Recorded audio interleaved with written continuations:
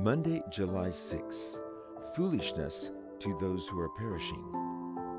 In contrasting human foolishness to divine wisdom, Paul states that the message of the cross is foolishness to those who are perishing.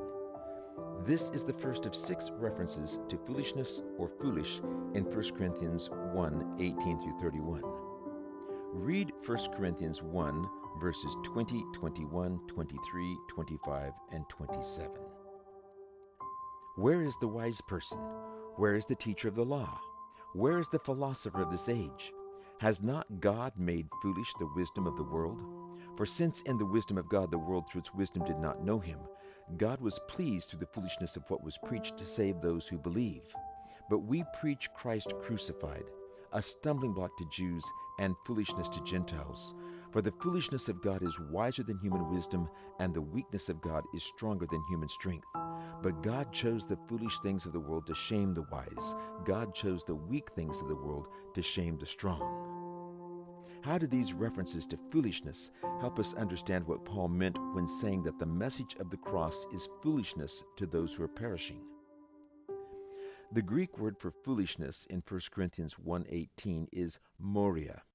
This word occurs only 5 times in the New Testament, and all in 1 Corinthians.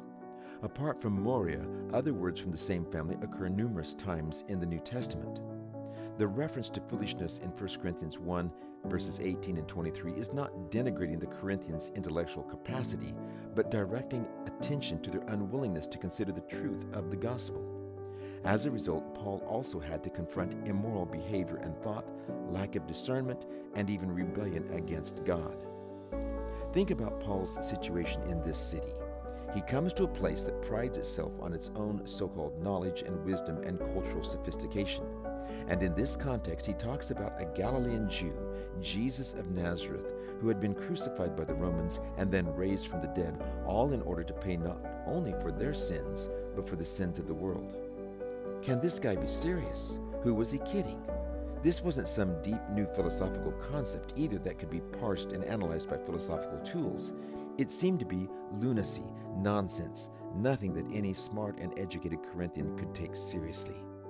And as foolish as Paul's message sounded to the pagans, for many of the Jews the message of the cross sounded worse.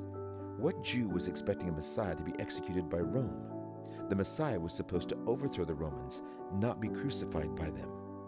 Thus, from the start, Paul had a lot going against him in Corinth. And yet, despite all this, souls, Jewish and Gentile, were won to the gospel.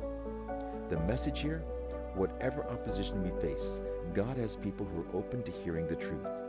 We must be ready to be used by Him to reach these people wherever they are, even in places today that are as bad as, or even worse than, Corinth was.